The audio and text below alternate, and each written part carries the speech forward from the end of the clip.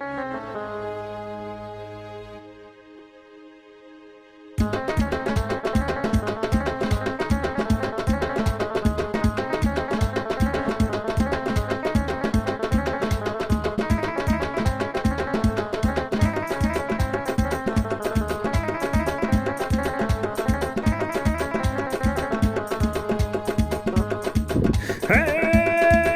ay biri uşaqlarla alan gəlir, uşaq pulu almağa kimsəyə qalan gəlir. Ata ana uşaq xərci var amma ayna cəriməni yadır, borcuna qalan gəlir. Ayna cəriməni yadır, borcuna qalan gəlir.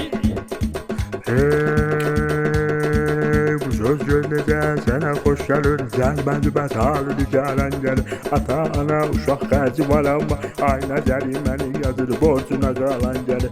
Ayna cəriməni yadır, borcuna qalan gəlir. Mənim təhcə millətə rəhmin gəlir, bu başçılar içməyə qanin gəlir.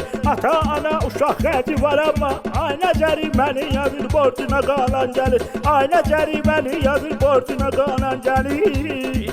Pensiyanı geçmişe kaldırıpla pensiyanı almağa alim gelir. Ata ana uşaq xərci var amma ayna cəriməni yadır, borcuna qalan gəlir. Ayna cəriməni yadır, borcuna qalan gəlir.